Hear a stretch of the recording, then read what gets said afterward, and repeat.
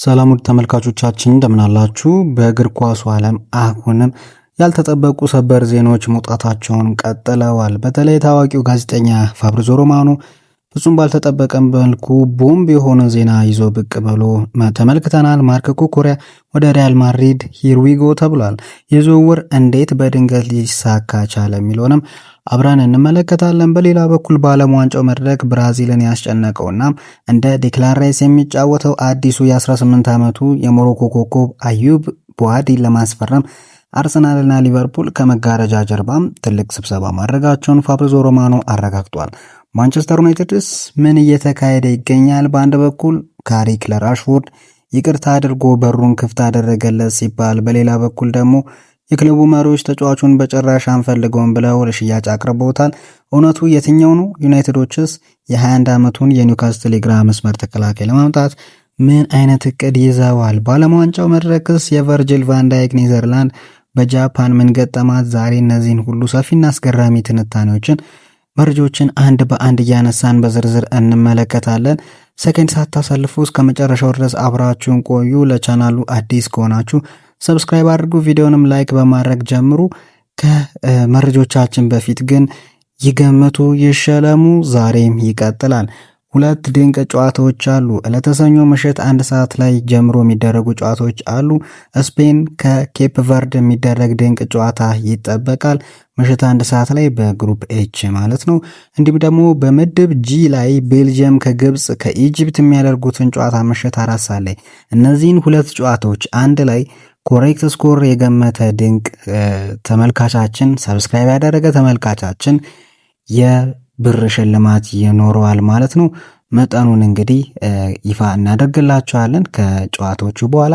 ታዲያ እናንተ የሚጠበቀው ምንድነው? ሰብስክራይብ አድርጋችሁ ግምታችሁን ኮሜንት ሴክሽን ላይ ያስቀምጣችሁ መጠባበቅ ብቻ ነው። ከዚህ ቀደም ገምቱ ይሸለሙ ብለን ነበረ፣ ግን የተሳተፈው ግለሰብ አንድ ግለሰብ ብቻ ነበር። እሱም ግን ብራዚል ታሸንፋለች ብሎ ሳይሳካለት መቅረቱን ተመልክተናል። ታዲያ አሁን ለእናንተ ይሳካላችሁ እያለን እንገኛለን። እናም በቀጥታ ወደ መረጃዎቻችን እንለፍ። አሁ እንግዲህ አድማጮቻችን፣ ተመልካቾቻችን የመጀመሪያው ትልቁ ዜናችን የሚጀምረው አሁን ላይ ትኩሳቱ እየጨመረው እየመጣ ከሚገኘው የዓለም ዋንጫ ውድድር ነው። በምድብ ጨዋታ ታላቋ የሀገር ኔዘርላንድ ከጠንካሯ የኤዥያ ሀገር ጃፓን ጋር ያደረጉት ጨዋታ ሁለት አቻ በሆነ ውጤት እጅግ አጓጊ በሆነ አቻ ውጤት ተጠናቋል። ጨዋታው በመጀመሪያው አጋማሽ ብዙም ደስ የሚል ነገር አልተመለከትንም ነበር። ነገር ግን በሁለተኛው አጋማሽ ለሰከንዳት እንኳን እረፍት የማይሰጥና 4 ጎሎች የተቆጠሩበት ድንቅ አጋማሽ ድንቅ ጨዋታ ሆኖ ተመለከትን። ጨዋታው ሲጀምር እንግዲህ ኔዘርላንዶች በጣም ጠንካራ ነበሩ። የክለቡና የሀገሩ ታላቅ መሪ አምበል የሆነው ቫንዳይክ አስደናቂ ግብ አስቆጥሮ ሀገሩን መሪ ማድረግ ችሎ ነበር። ከሱ በተጨማሪ ሰመርቬል ሌላ ተጨማሪ ግብ አስቆጥሮ ኔዘርላንድ ጨዋታውን በሰፊ ውጤት እንድታሸንፍ መንገድ ከፍተው ነበረ። ግን ጃፓኖች ተስፋ የሚቆርጡ አይደሉም። እስከ መጨረሻው ሰከንድ ድረስ በከፍተኛ ፍጥነትና ትጋት መጫወታቸውን ቀጥለው ተመለከትን። በጨዋታው ሂደት ላይ ናካሙራ እንዲሁም ደግሞ ኦጋዋ እጅግ አስደናቂ የሆኑ ሁለት የአቻነት ግቦችን ከመረብ አሳርፏል። በተለይ የናካሙራ የመጀመሪያዋ ጎል የራሱ የግል ጥረትም አለበት። እንዲሁም ደግሞ የኩቦ የኳሱን አመቻችቶ ያቀበለበት መንገድ ይጠቀሳል። እንደገና ደግሞ የግራቨንበርሽንም ሂደት እንመልከት እስቲ። ግራቨንበርሽ ሁለተኛዋ የሰመርቬል ጎል ስትቆጠር የተጫወተበት መንገድ እጅግ አስደናቂ ነበረ። ምናልባትም 3-4 ተጫዋቾችን አልፎ እይታዎችን አይቶ ለሰመርቬል ሰጥቶ ሰመርቬልም የጨረሰበት መንገድ አስደናቂ ነበር። ብቻ ይሄ ጨዋታ ላመለጣችሁ ሰዎች በጣም ሀዘኔቴን እየገለጽኩ እንግዲህ ወደ ሌሎቹ መረጃዎች እንለፍ። ታዲያ ጃፓኖች እንደተነጋገር ነው እንግዲህ በጨዋታው 2 ድንቅ ጎሎችንም አስቆጥረው አቻ በሆነ ውጤት ተጠናቋል። የዚህ ምድብ ቀጣይ መርሃ ግብሮች ታዲያ በቀጣዮችም አሉ። በቀጣይ ሳምንት ቅዳሜ ኔዘርላንድ ከስዊድን ጋር የምታደርገው ጨዋታ እጅግ ጠንካራና የአውሮፓ ከፍተኛ ጥሩ ጨዋታ የሚታይበት ነው ተብሎ ይጠበቃል። እንዲሁም እሁድ ዕለት ቱኒዚያ ከጃፓን ጋር ይጫወታሉ። ጃፓንን ጨዋታ ካሸነፈች ወደ ቀጣዩ ዙር ለማለፍ ሰፊ ድል ታገኛለች ተብሎ ይጠበቃል። ምክንያቱም ሁለቱ የአውሮፓ ሀገራቶች እርስ በርስ ስለሚገናኙላት። ወደ ሌላኛው መረጃችን እንለፍ። እንዲሁም መላውን የስፖርት ዓለምም ያስደነገጠው ትልቅ የዝውውር ዜና ነው። ሰበር ዜና ነው ሆኖ የተመለከትነው። ማንም ሰው በህልሙም ቢሆን ያልጠበቀው ትልቅ ነገር ተፈጥሯል። ታዋቂው የዝውውር ጋዜጠኛ የሆነው ፋብሪዞ ሮማኖ ራሱ የስፔኑን ተከላካይ ማርኮ ኩኩሬያ ወደ ሪያል ማድሪድ ሂር ዊጎ የሚለውን ይፋዊ የዝውውር ቃላቶችን ተናግሮ ነበረ። የዝውውር ፍጹም ባልተጠበቀ ሰዓት የወጣ በመሆኑ ጋዜጠኛው ፋብሪዞ ሮማኖ ራሱ በጣም የተገረመ ይመስላል። በራሱ ይፋዊ የፌስቡክ ገጽ ላይም ከየት መጣ ያልተባለ ሌላ ትልቅ ቦምብ ፈነዳ በማለት ነው መገረሙን በግልጽ የገለጸው።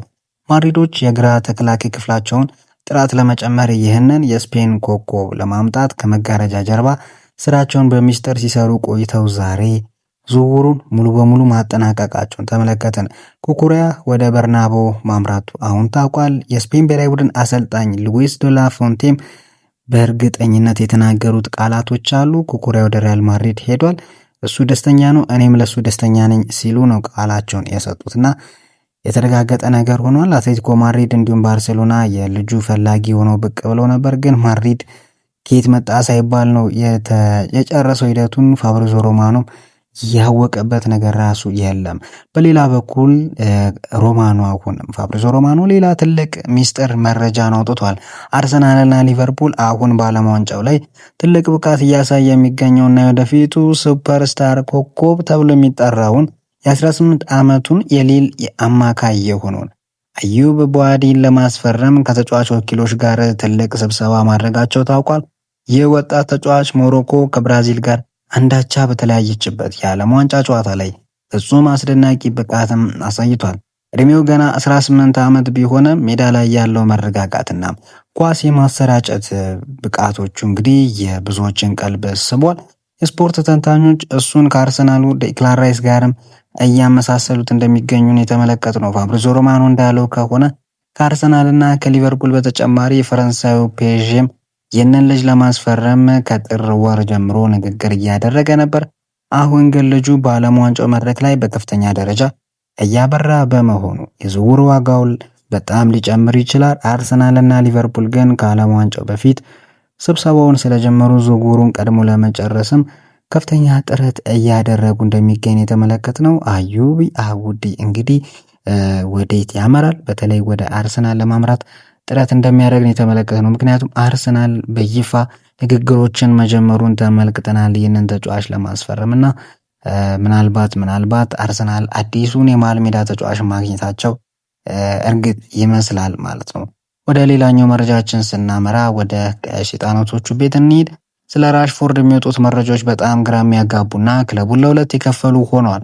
በአንድ በኩል ታዋቂው ዘሰን ጋዜጣ እንደዘገበው አዲሱ የማንቸስተር ዩናይትድ አሰልጣኝ ካሪክ ራሽፎርድ በዩናይትድ የእግር ኳስ ሕይወቱን ዳግም እንዲጀምር በሩን ሙሉ ለሙሉ ከፍት አድርጎታል ሲል ገልጾ ነበር። ካሪክ ከራሽፎርድ ጋር በቋሚነት በስልክ እየተገናኘ የሚገኝ ሲሆን ተጫዋቹ ወደ ቡድኑ ሊመለስ ስለሚችልበት ሁኔታ የዋናው ቡድን መሪዎችን ካማከረ በኋላም ከነሱ አዎንታዊና መልካም ምላሽም አግኝቷል ተብሏል።